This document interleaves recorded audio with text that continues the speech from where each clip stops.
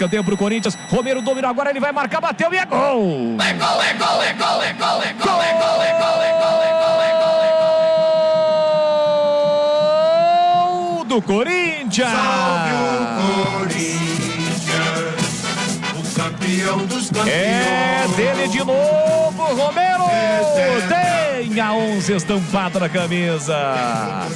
Alguns segundos ele errou, essa não deu. Pra errar, né, evidentemente, porque no cruzamento do Garro, a bola passou, o Emerson subiu, não tirou. E aí o Romero, ao dominar a bola, já foi à frente. E aí facilitou para ele bater cruzado. Sem chances para Gabriel Mesquita, nada bom de fazer no lance, já estava quase ali na risca frontal da pequena área.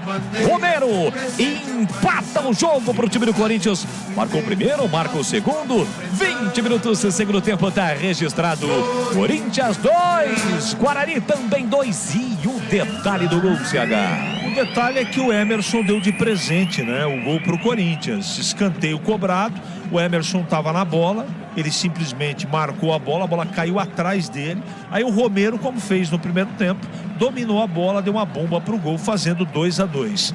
Deu de presente o Guarani, o gol de empate para o Corinthians.